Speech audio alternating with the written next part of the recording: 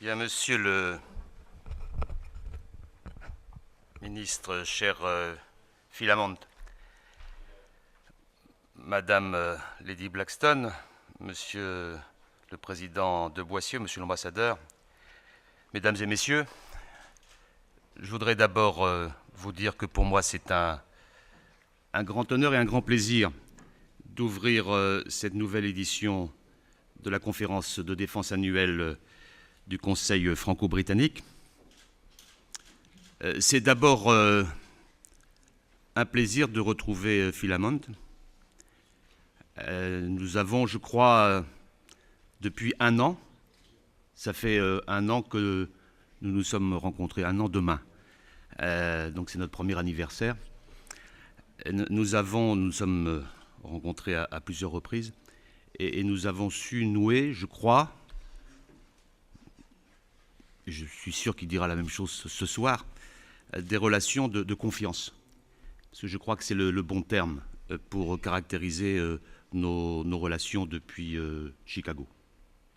Je voudrais aussi me réjouir de la manière dont est organisée cette rencontre, remercier notre ambassadeur de sa diligence pour cette organisation, vous saluer toutes et tous, hauts représentants militaires, politiques, industriels, universitaires, saluer particulièrement la présidente de la Commission de la Défense de l'Assemblée nationale, remercier Lady Blackstone et Christian de Boissieu pour leur engagement dans cette coopération, ces échanges qui, pour nous, sont tout à fait essentiels.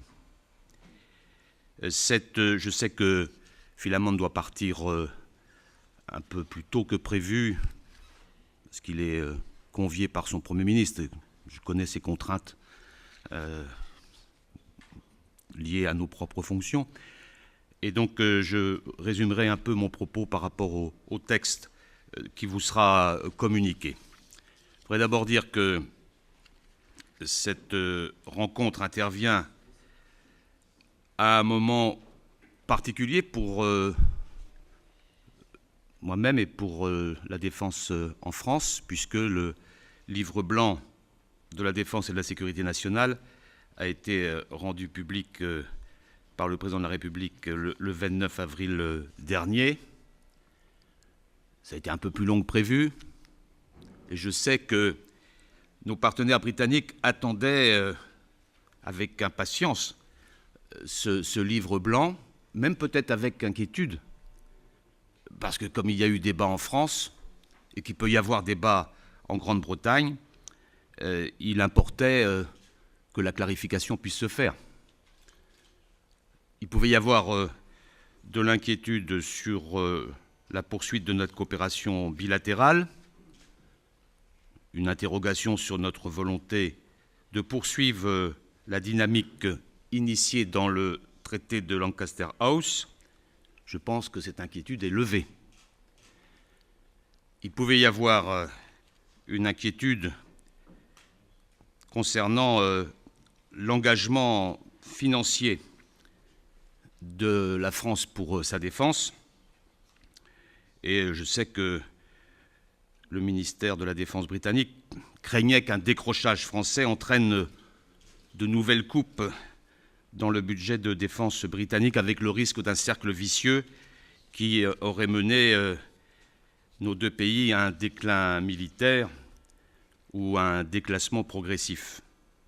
Et on sait, Philamond et moi, d'ailleurs nous en avons parlé hier soir, qu'il existe peut-être pas des complicités, mais des comportements culturels similaires entre les ministères des budgets, que ce soit en France ou en Grande-Bretagne.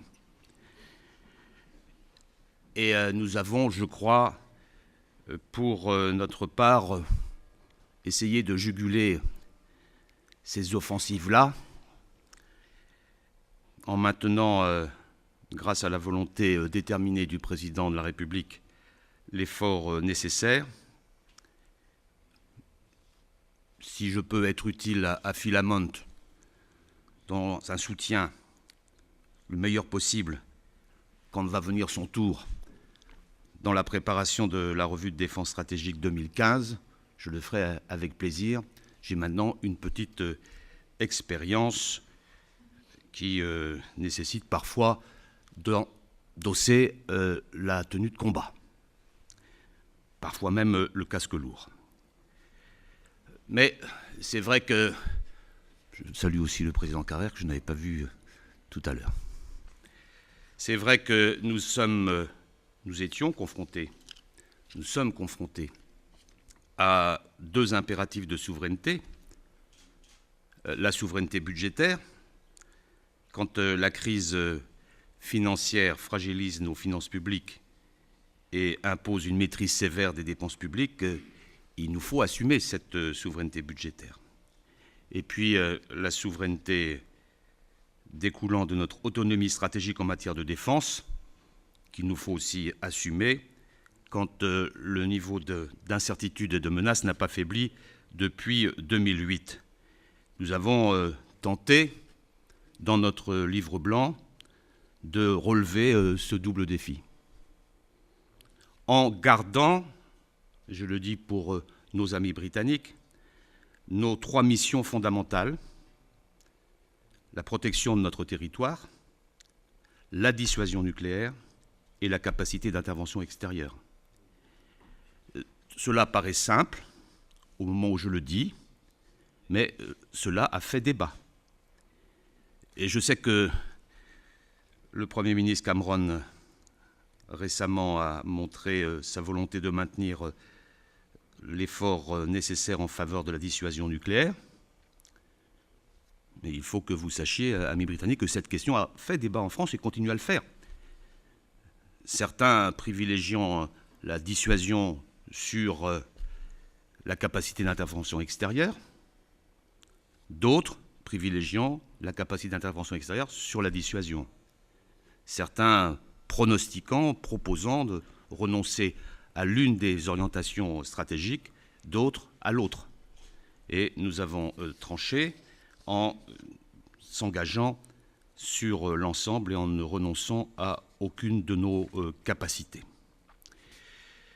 Voilà pour ce qui concerne le livre blanc.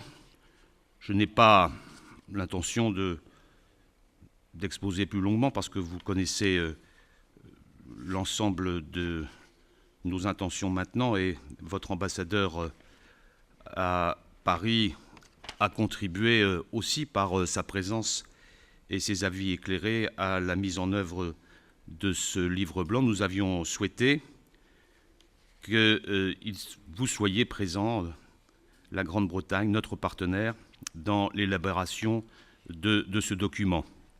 Il va, vous le savez, se traduire ensuite par la mise en œuvre d'une loi de programmation militaire sur 6 ans, qui sera soumise à l'Assemblée nationale et au Sénat à la rentrée. Mais les principes qui sont affichés dans le livre blanc seront évidemment mis en œuvre pratiquement dans le calendrier capacitaire et financier de la loi de programmation militaire. Mais au-delà du livre blanc, je voudrais revenir un instant sur notre relation. Il y a un fait essentiel de notre relation bilatérale, c'est que nous sommes entrés dans un état de solidarité de fait. Pendant des siècles, le Royaume-Uni et la France ont joué un peu à somme nulle. Quand la France s'affaiblissait, le Royaume-Uni, par un effet de bascule, en sortait renforcé, et inversement. Et cette situation a commencé à changer au XXe siècle. Aujourd'hui, je tiens à le dire ici, il n'existe pas de cause d'affaiblissement de l'une de nos deux nations qui n'affecte à très court terme et immanquablement la seconde. C'est la raison pour laquelle, je redis, nous sommes entrés dans un état de solidarité de fait. Et c'est d'ailleurs à peu près dans ces termes que nous l'avions exprimé dans la déclaration des Chequers, en rappelant que nous n'envisageons aucune situation où les intérêts vitaux de l'une de nos deux nations pourraient être menacés sans que ceux de l'autre le soient aussi. Cette formulation est juste. nous la reprenons sans aucune réserve. Mais le constat est plus large. Nous sommes inextricablement liés face à l'ensemble des grandes évolutions actuelles, qu'elles soient financières, politiques, stratégiques ou militaires. Et nous sommes liés par la combinaison d'ambitions et de contraintes qui nous caractérisent. La France et le Royaume-Uni sont les deux principales puissances militaires européennes. Elles disposent d'une volonté et d'une capacité d'intervenir en opérations extérieures que peu de pays possèdent au niveau national. Nous conservons notamment, l'un et l'autre, une capacité à entrer en premier, facilitée et par nos outils militaires respectifs, et par nos institutions, et par la compétence et la valeur de nos forces armées. Et dans le même temps, nous faisons face aux mêmes pressions nées de la crise financière, et nous avons, l'un et l'autre, à gérer notre double souci de souveraineté. Enfin, nous sommes indissolublement liés face à l'environnement international qui est le nôtre.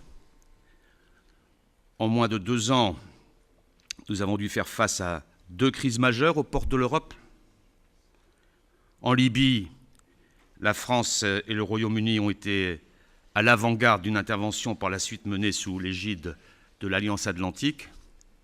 Au Mali, la France a estimé devoir engager une action militaire avec le soutien logistique immédiat du Royaume-Uni, que je veux encore remercier chaleureusement. Je dis d'ailleurs à ce propos, puisque nous en avons parlé hier soir avec Phil Hammond, que nous sommes maintenant engagés dans l'après-guerre, dans la transition sécuritaire et politique. Ça passera par la reconstitution de l'armée malienne. Je sais que Phil Hammond doit se rendre au Mali prochainement pour constater la manière dont les éléments européens, dont la Grande-Bretagne, contribuent à la reconstitution de cette armée. Cela passera aussi par le développement du Mali. Et je suis heureux de constater que hier, à Bruxelles, il y a eu une mobilisation internationale très significative, puisque les montants financiers de 3 milliards d'euros ont été mobilisés pour le redéveloppement du Mali, qui est la condition indispensable pour qu'il y ait une stabilisation globale au Sahel, car nous savons que la menace terroriste n'a pas disparu et que des secteurs restent très fragiles. Nous en avons fait l'amère expérience en Libye, mais l'ensemble de la zone sahélienne, de l'ouest du continent africain jusqu'à la Somalie, reste une zone de fragilité, nous en avons parlé hier soir, et qui reste préoccupante. Nous avons ensemble une coopération de défense significative. Elle s'est traduite depuis le traité de Lancaster House par beaucoup d'initiatives. Je ne reviendrai pas ici sur notre coopération dans le domaine très sensible du nucléaire, mais je dois dire, sans rentrer dans des zones de confidentialité, que notre coopération se poursuit de manière confiante et intelligente. Nous avons par ailleurs créé une dynamique opérationnelle autour de la CGEF. J'ai constaté avec Phil Hammond, lors de l'exercice de Corsica Lion à l'automne dernier, comment au niveau de la dominante maritime cela se passait et comment cela se constituait bien. Et nous allons avoir à l'automne prochain un exercice à dominante aérienne qui, j'en suis sûr, sera aussi un succès. Nous sommes en phase pour rendre cette force opérationnelle en 2016, comme cela avait été décidé antérieurement. Dans le domaine capacitaire, les progrès sont plus lents de notre côté, parce que toute la période de préparation du livre blanc avait suspendu, pour des raisons que chacun peut comprendre, un certain nombre de décisions, notamment dans le domaine des missiles. Et je salue à cet égard la patience et l'esprit constructif qui ont prévalu côté britannique dans ce contexte.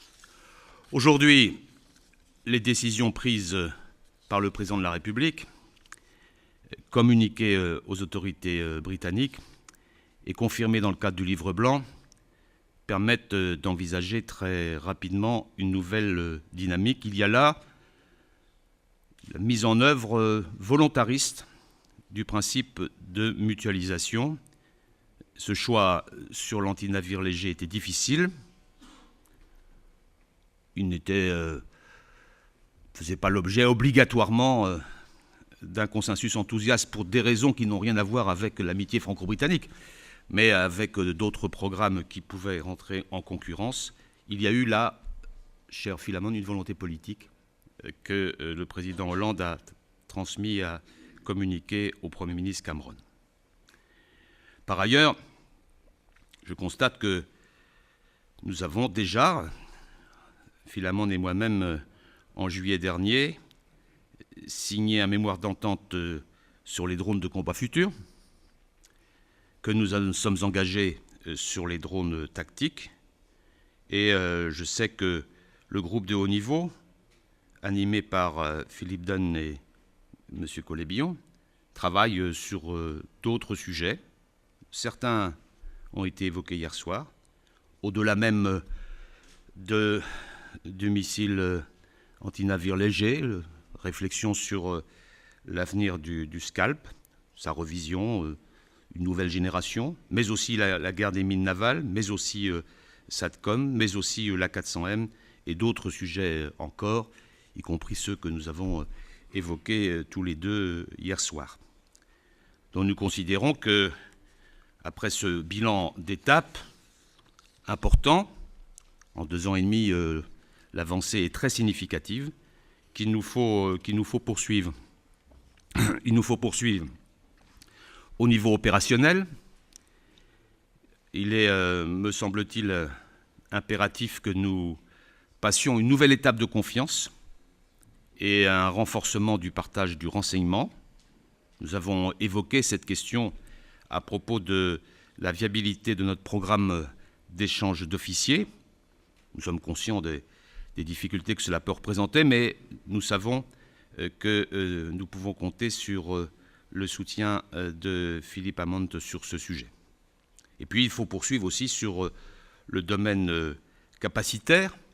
Je l'ai évoqué tout à l'heure, dans le domaine des missiles, mais aussi dans tous les autres domaines, même sur la moyenne durée, voire même sur la longue durée, puisque notre traité a été signé pour 50 ans. Donc pour la session qui se tiendra dans 47 ans, ici ou à Paris, il peut déjà commencer à anticiper et à s'inscrire dans une coopération à moyen terme et à long terme. En tout cas, ce que je peux dire à ce moment, c'est que les relations de confiance qui existent doivent permettre de renforcer cette coopération initiée de manière forte par le traité de Lancaster House.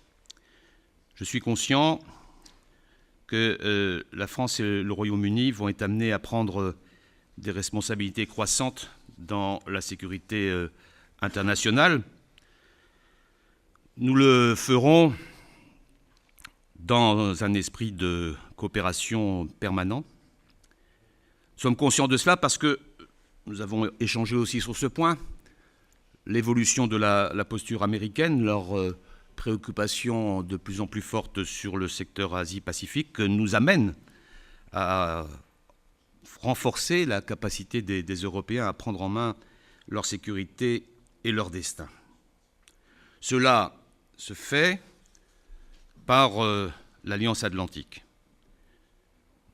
Nous avons exprimé dans le rapport Védrine, qui a été confirmé par le Livre blanc, notre volonté d'un engagement actif, pragmatique et décomplexé au sein de l'Alliance Atlantique, et je suis convaincu que cette posture a permis un certain rapprochement bilatéral. J'ai d'ailleurs constaté, au fur et à mesure des réunions ministérielles de l'OTAN, que nos positions étaient sur l'évolution de l'OTAN assez proches, voire très proches, à la fois sur l'importance de l'interopérabilité, sur notre approche de l'efficacité opérationnelle, et puis sur la réforme structurelle de l'OTAN et sur la nécessité d'avoir des structures plus réduites et plus efficientes. Nous avons même écrit ensemble des documents à cet égard. Et je souhaite que cela puisse se poursuivre. Je suis convaincu que la posture française aide à la bonne coopération franco-britannique. Nous sommes aussi, en ce qui nous concerne, favorables au renforcement de la PSDC. Je sais qu'il peut y avoir sur ce point des approches différentes. Mais je voudrais dire ici des choses simples, même si je m'appuie sur une formulation linguistique qui peut apparaître a priori un peu subtile. Moi, je ne suis pas favorable à la défense européenne, je suis favorable à l'Europe de la défense. Alors, le mot a été utilisé l'un et l'autre pour divers propos et divers discours depuis de nombreuses années, mais ce que je veux dire, c'est que si nous nous engagions pour renforcer la PSDC, d'abord dans la rédaction, la mise en œuvre d'un discours théorique, peut-être même idéologique, traçant ce que pourrait être alors la défense européenne sur de nombreuses années, on n'y arriverait pas. Et cela pourrait occuper les uns et les autres, avec sans doute beaucoup d'intérêt. Cela pourrait mobiliser des experts, mais je ne suis pas sûr que ce soit la bonne méthode. Elle a été utilisée dans le passé. Mais à chaque moment, elle a abouti à une impossibilité. Donc je suis, moi, pour la relance de l'Europe de la défense de manière pragmatique, concrète. Faisons en sorte que sur chaque domaine, que ce soit opérationnel, capacitaire ou industriel, lorsqu'une opportunité se présente, qu'elle soit saisie. Et que cela se fasse à 2, que cela se fasse à 3, à 10 ou à 27, en fonction de l'intérêt que les uns et les autres peuvent prendre sur tel ou tel sujet. C'est d'ailleurs ce que nous faisons. En disant aux uns et aux autres, nous faisons ça à 2, à 3, mais ceux qui veulent venir viennent, mais à condition qu'ils apportent eux-mêmes à la fois leur volonté, leur financement et leur capacité.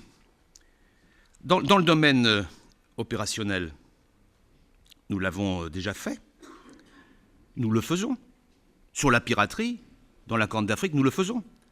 Sur le Mali, dans la reconstruction de l'armée malienne dont je parlais, nous le faisons. Mais nous pouvons aussi le faire dans le domaine capacitaire en développant des projets utiles pour tous. Par exemple, dans le domaine du ravitaillement en vol. Par exemple, dans le domaine du transport logistique, on en parlait hier soir. Que ceux qui y trouvent intérêt viennent.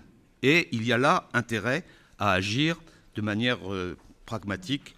Je suis convaincu que la relation que nous avons,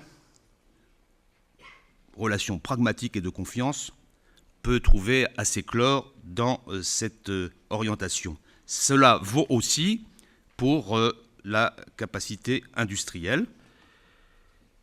Il y a eu beaucoup de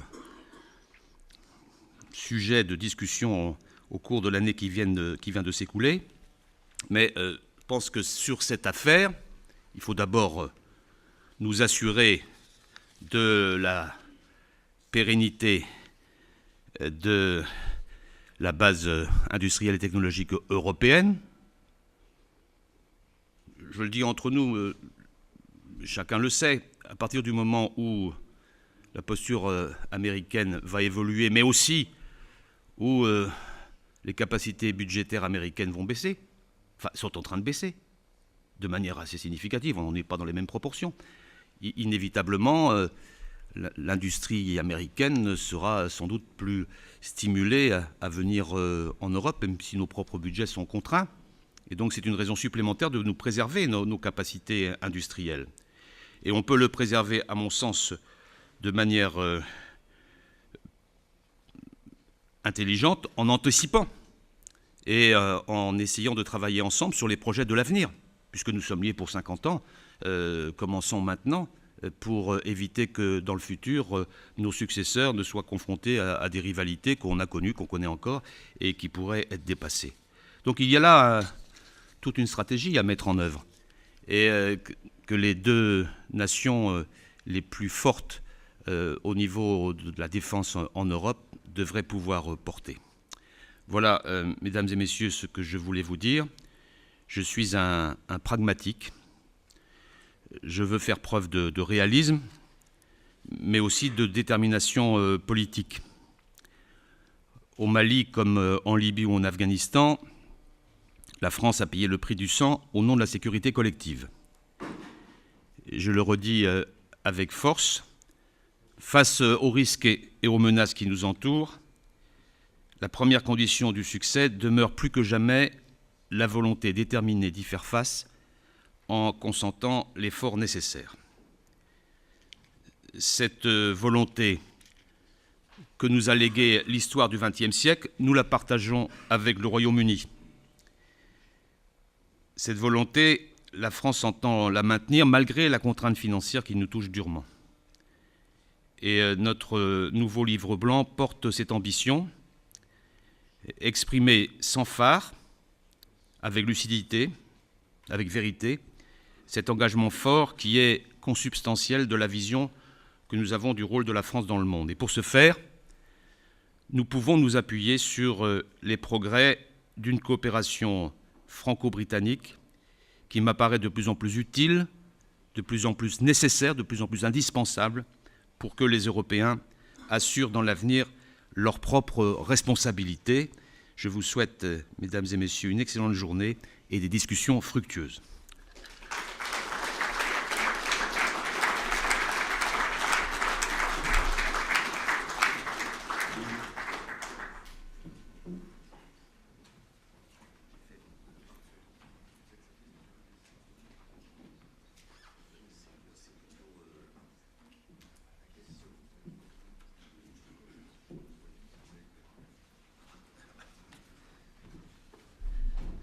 Thank you. I think we have time for a few questions, just 2 or 3 questions. We've got a roving mic at the back, which will be brought round to you. Can I just take this opportunity to thank you, Monsieur le Ministre, for your thoughtful and very positive comments, which I'm sure will be taken up in the workshops. So if I can ask you just to say your name and your affiliation before you put your question. Are there any questions? Alex Nichol, if you just wait till the microphone comes so that it can be translated. Thank you very much for that very interesting description of how things are progressing following the Lancaster House treaties. I just wondered whether you might want to comment on how eventually other countries might be brought into parts of the Franco-British arrangements in the future.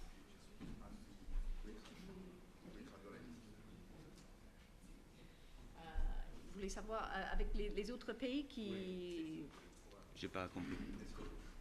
Comment introduire, excusez-moi monsieur, Non. Comment faire participer ou introduire d'autres pays tiers dans cette relation bilatérale entre la France et le pays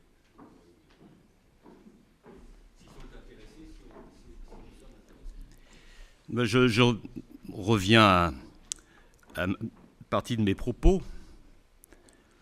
Mon expérience est courte. Mais je suis convaincu que pour qu'il y ait une véritable coopération, elle ne doit pas être imposée. Et qu'il faut que cette coopération, élargie sur un certain nombre de sujets, se fasse dans le libre choix des États membres.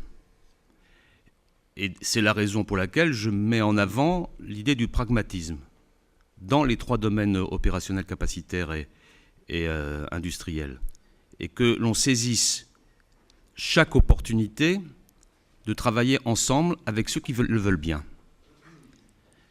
Sinon, si on commence à faire un discours général sur les 3 sujets, on mettra d'abord énormément de temps, ça occupera beaucoup de conseils informels des ministres de la Défense, mais ça aboutira sur des non possumus, pour l'un ou pour l'autre. Il y a une tradition, une histoire des lignes rouges pour le gouvernement du Royaume-Uni. Il y en a d'autres pour le nôtre. Il y en a d'autres pour les autres. Nous avons des cultures, des histoires totalement différentes. Et donc, le meilleur moyen d'avancer, c'est de cristalliser à partir de réussites concrètes. L'ANL, c'était un choix politique pour pouvoir avancer. Si d'autres veulent venir, ben pourquoi pas, mais il faut à ce moment-là que ce soit évidemment à égalité de droits et de devoirs. Je ne vois pas d'autre solution. Mais on voit bien que c'est d'ailleurs la solution qui marche, puisque il y a eu un débat en France. Je parle du côté opérationnel.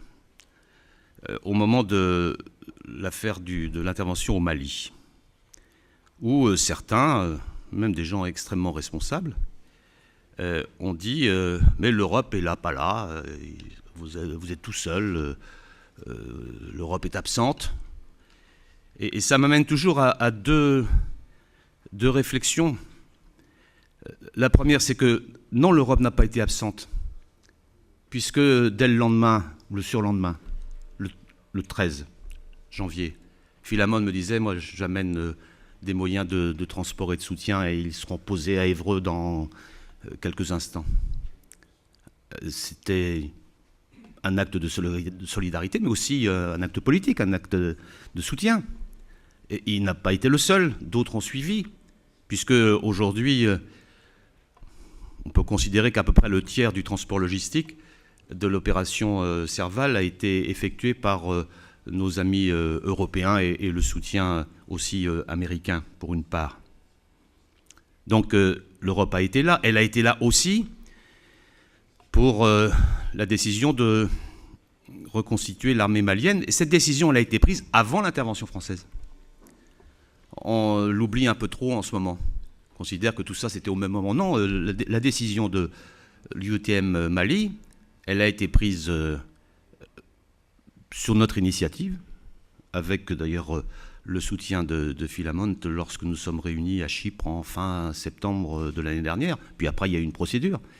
Je fais remarquer d'ailleurs qu'un des sujets sur lesquels nous pourrions utilement agir, l'un et l'autre, les uns et les autres, c'est sur le raccourcissement des procédures en période de gestion de crise. Parce que septembre jusqu'à l'installation en avril, pour une réactivité, c'est quand même pas terrible. Bon. Mais ça, c'est un bon sujet de discussion. Mais par ailleurs, donc là, la coopération est possible, active, au niveau opérationnel, où on engage la responsabilité de nos pays. Mais sur l'autre réponse que je donne à des amis français qui peuvent critiquer, qui ont critiqué à un moment donné, ça a un peu disparu heureusement, l'absence européenne, il y a un sujet où c'est quand même difficile. Aujourd'hui, même dans les schémas les plus imaginatifs européens, comment peut-on imaginer qu'au niveau européen, une décision soit prise dans l'urgence, parce qu'on constate le 10, que si nous ne bougeons pas, nous, le Mali n'allait plus exister en tant qu'État souverain, qu'il fallait intervenir, que le Mali nous demande de l'aide, on le fait, on le décide à midi, et à 17h, l'intervention commence. Aujourd'hui, pour mettre en place une simple mission de reconstitution d'une armée en difficulté, l'armée malienne, il faut 6 mois. Je ne sais pas comment nous aurions fait s'il avait fallu 6 mois pour savoir qui prenait la décision d'intervenir avec qui à partir du 10 janvier. Et lorsque il y aurait eu un accord général avec les uns et les autres, l'accord était caduc puisque le Mali n'existerait plus. Donc il y a cette double réflexion à avoir dès qu'on se pose ces questions. Mais mon sentiment, c'est le pragmatisme, les opportunités et la volonté politique sur chacune des opportunités. Et non pas rester uniquement sur un coup. Mais à partir de, sur l'industrie missilière, cet engagement est important. Il sera encore plus significatif si, au-delà de l'ANL, nous agissions ensemble sur l'avenir du scalp. Et puis, il sera encore plus significatif si on fait autre chose. Mais si on ne commence pas par un bout, on ne fait rien. Je prends une autre question, mais je suis préoccupé de... Non, j'ai pas le temps. Voilà. Bon. Many thanks. Can I just thank for this